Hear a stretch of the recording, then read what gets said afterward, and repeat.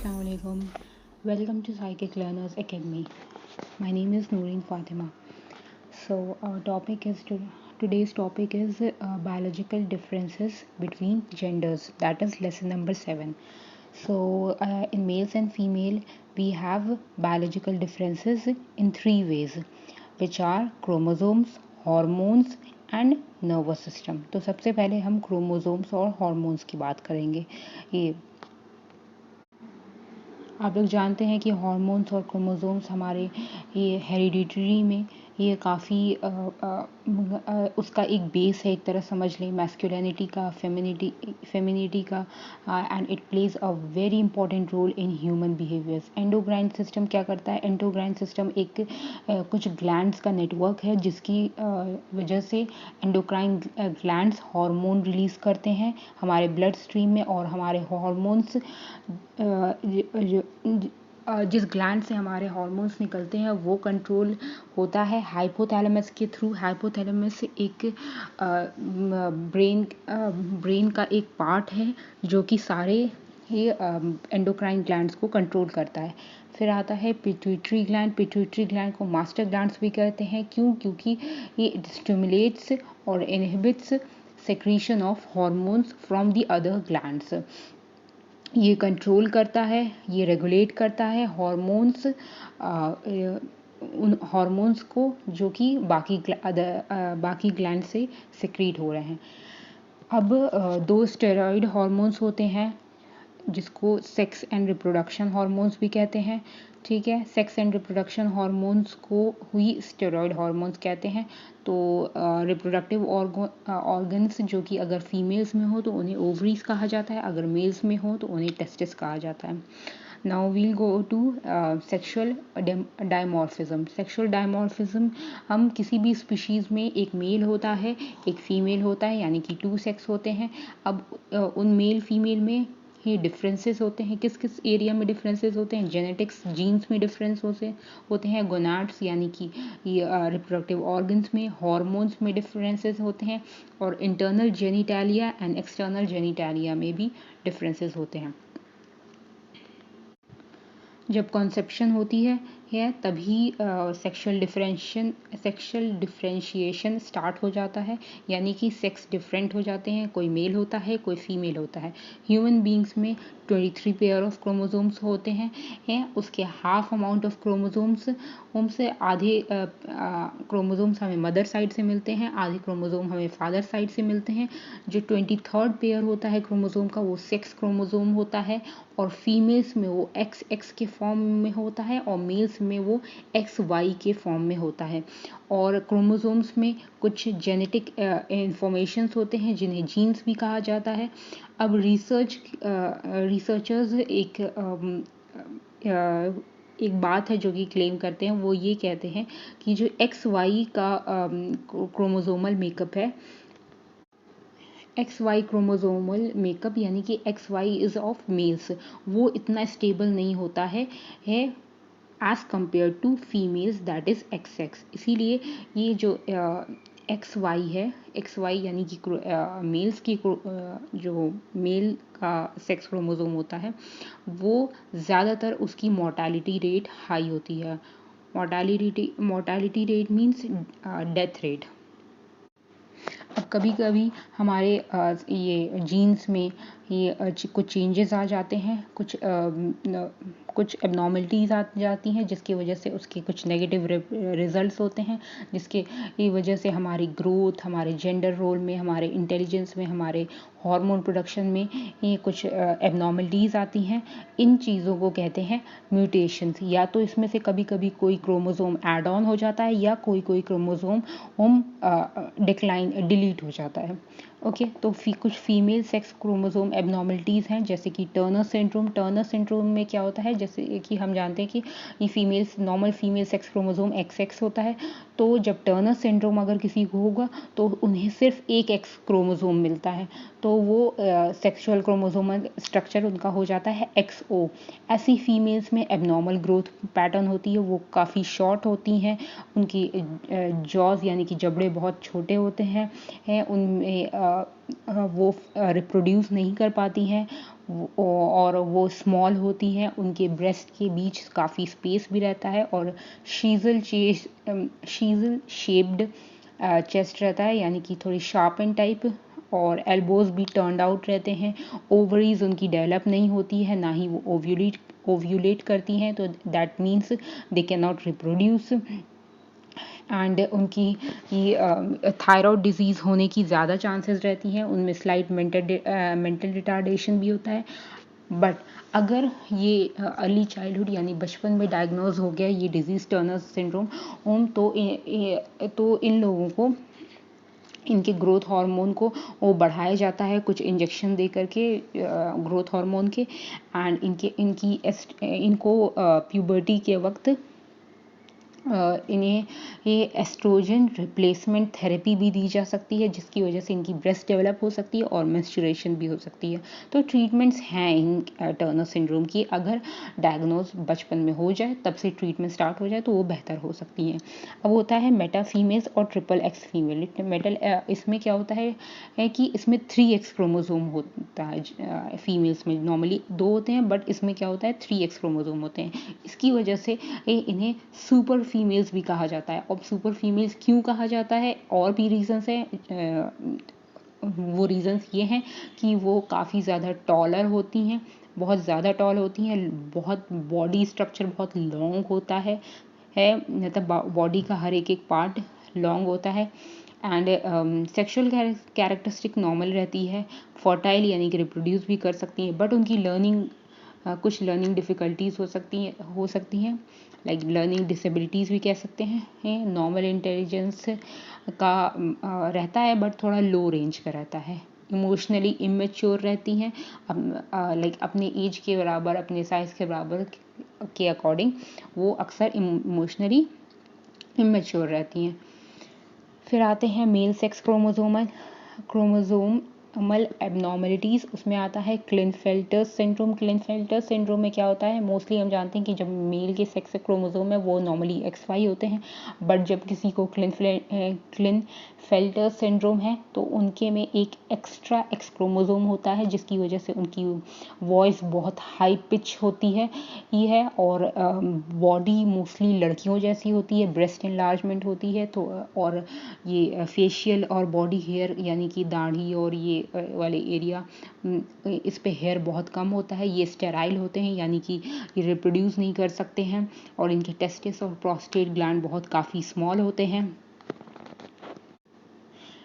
इस वाले सिंड्रोम को भी, क्लिनफेल्टर सिंड्रोम को, अगर बचपन में डायग्नोज कर लिया गया तो इन्हें टेस्टोस्टेरोन देना स्टार्ट कर देते हैं। अगर डायग्नोसिस के बाद ट्रीटमेंट में टेस्टोस्टेरोन देना स्टार्ट कर दें तो इनकी जो फेमिनिन कैरेक्टरिस्टिक है वो थोड़ी थोड़ी कम हो सकती है।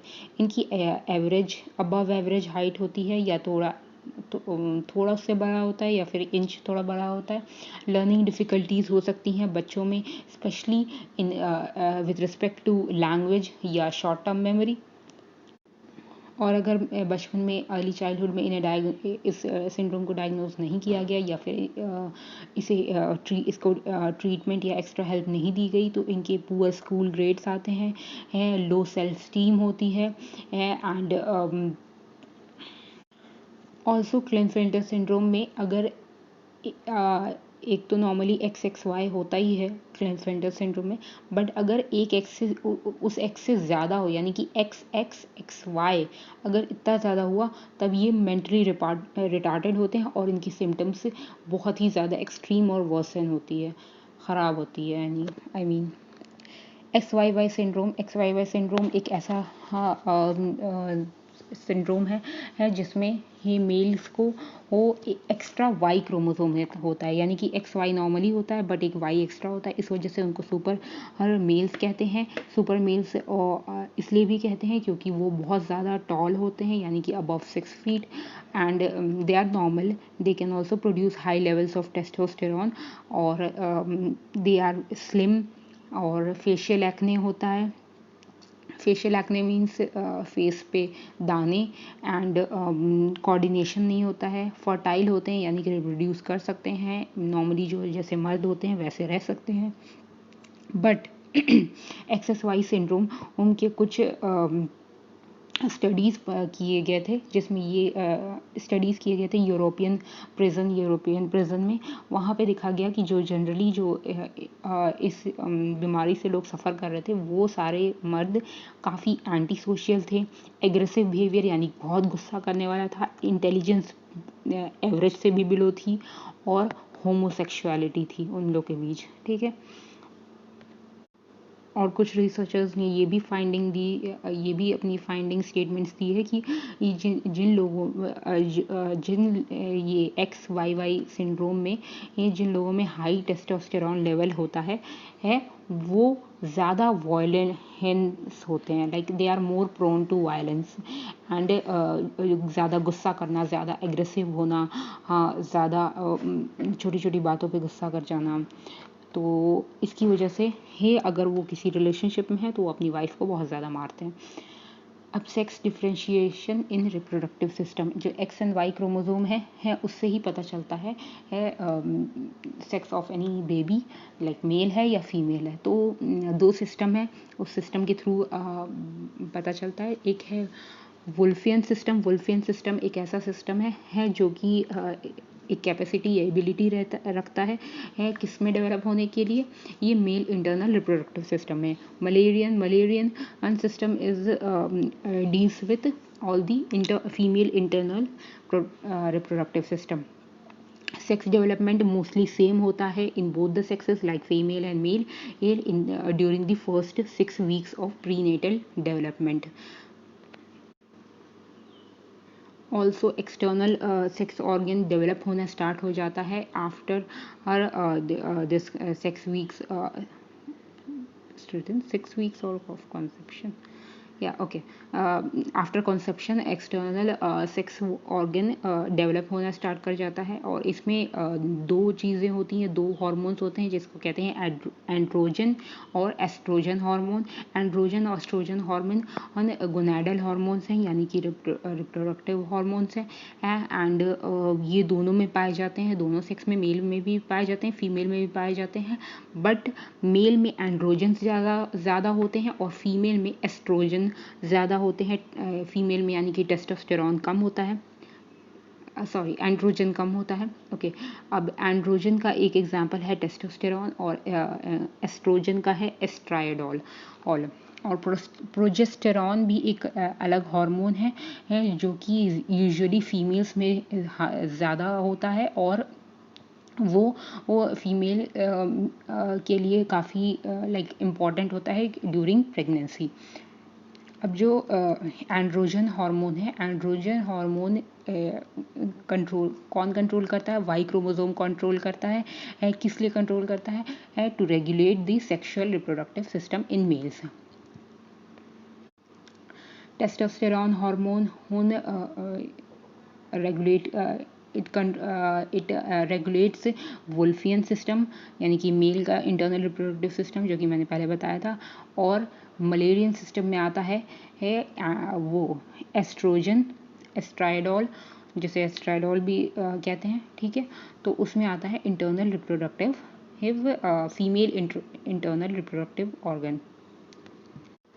कुछ और भी हार्मोन्स हैं जो कि बहुत ज़्यादा इंपॉर्टेंट होते हैं, like for example growth hormone, जो कि पिट्यूटरी ग्लैंड से रिलीज होता है। Pituitary gland also releases FSH, follicle stimulating hormone, and luteinizing hormone. इसकी वजह से एंड्रोजन और एस्ट्रोजन हार्मोन भी प्रोड्यूस होता है। ठीक है, मेल्स में जो टेस्टोस्टेरॉन हार्मोन होते हैं उनकी वजह से उनके सेक्स ऑर्गन डेवलप होते हैं, मैच्योर होते हैं, और स्पर्म्स की प्रोडक्शन होती है, रिप्रोडक्शन के लिए वो प्रिपेयर होते हैं। वहीं फीमेल्स में जब एस्ट्रोजन हार्मोन्स रिलीज होते हैं तो उनकी वजह से उनकी मेंस्ट्रुएशन साइकिल डेवलप होती है, ओव्यूलेशन होती है। और प्रोजेस्टेरॉन हेल्प्स इन प्रोजेस्टेरॉन भी एक और हार्मोन है जो कि फीमेल्स में होता है। मैंने बताया था प्रेगनेंसी के वक्त वो ज़्यादा इंपॉर्टेंट रोल प्ले करता है, वो भी मेंस्ट्रुअल साइकिल में हेल्प करता है, एंड ऑल्सो ड्यूरिंग प्रेगनेंसी। अब फिर आता है hormonal influence in both sexes. Okay, इसमें बात की गई है गोनाड्स की। गोनाड्स वही होते हैं रिप्रोडक्टिव ऑर्गन्स, यानी कि testis in male and ovaries in female, which helps in reproduction. And also वो ये इनके सेक्स हार्मोन्स रेगुलेट होते हैं with the help of hypothalamus and pituitary gland. Hypothalamus क्या मैंने बताया था कि वो एक पार्ट है ब्रेन का, हाँ, जो कि सारे हार्मोन्स को रेगुलेट करता है and they regulation in the releasing of hormones. Also वो गोनाडोट्रोफिन रिलीजिंग हार्मोन एक तरह का रिलीजिंग हार्मोन है, जिसकी वजह से पिट्यूटरी ग्लैंड जो कि मास्टर ग्लैंड है, हम लोगों ने पहले पढ़ा है, पिट्यूटरी ग्लैंड जो कि मास्टर ग्लैंड है, वो और भी हार्मोन्स रिलीव करता है। यानी कि गोनाडोट्रोफिन रिलीजिंग हार्मोन का काफ़ी ज़्यादा इम्पैक्ट है ऑन पिट्यूटरी ग्लैंड। अब जो वुमेन होती हैं जिनमें टेस्टोस्टेरॉन, कभी कभी ऐसा होता है, कुछ केसेस होते हैं जैसे कि वुमेन में कभी कभी टेस्टोस्टेरॉन अगर हाई है, टेस्टोस्टेरॉन हाई होने की वजह से वो स्पेशल टास्क में बेटर होती हैं उन औरतों से जो कि जिनमें टेस्टोस्टेरॉन कम होता है। स्पेशल टास्क क्या होते हैं? स्पेशल टास्क ऐसे टास्क होते हैं जिसमें रीजनिंग होती है, जिसमें काफ़ी ज़्यादा इमेजिनेशन यूज़ किया जाता है, almost like spatial relations with few objects. For example हम ले सकते हैं कि सोलर सिस्टम इमेजिन करना। ओके, एंड कुछ फीमेल्स होती हैं जिसमें एंड्रोजन ज़्यादा होता है, जिसकी वजह से उनकी बिहेवियरल कैरेक्टरिस्टिक एक ज़्यादातर मर्दों की तरह होती है। जैसे कि ये शुरुआती बचपन में ही दिख जाता है कि कुछ लड़कियां होती हैं, उनको डॉल्स दिए जाते हैं, वो या फिर किचन सेट या फिर कोई भी बुक्स या फिर कोई गर्ली टॉयज़ दी जाती हैं, तो वो उनसे नहीं खेलती हैं, वो लड़कों के टॉय से खेलती हैं, या फिर लाइक कार्स या फिर सम फाइटिंग गेम्स, ये सारी चीज़ें खेलती हैं। इवन वो उस तरह बोलना भी स्टार्ट कर देती हैं कि जैसे कि मैं करता हूँ ये वो, लड़कियाँ इस तरह बोलना स्टार्ट कर देती हैं। तो ये भी एक वजह है और इन्वायरमेंट भी एक वजह है, बिकॉज हो फैमिलीज़ में भी कभी कभी होता है कि मेल्स ज़्यादा हैं, बच्चों कोई छोटी बच्ची है वहाँ पे मेल्स ज़्यादा हैं और वुमेन में बस एक माँ है, तो वो सबका करता हूँ कैसे करके सुनती है, तो वो उस तरह भी बोलना स्टार्ट कर देती है। कुछ और भी स्टडीज़ की गई थी, और स्टडीज़ ये भी की गई थी कि जैसे कि एक स्टडी है डैब्स 2000 की, उन्होंने ये कहा था हाँ कि जिन लोगों में टेस्टोस्टेरॉन लेवल हाई होता है, मेन में टेस्टोस्टेरॉन लेवल हाई होता है, वो काफ़ी ज़्यादा इम्पल्सिव होते हैं, काफ़ी ज़्यादा एंटी सोशल बिहेवियर होता है वो बहुत लाइक वायलेंट होते हैं, वो रूल्स भी ब्रेक करते हैं, एंड वो काफ़ी ज़्यादा एग्रेसिव भी होते हैं। तो it was like later it was stated that high testosterone is related to aggressive behavior.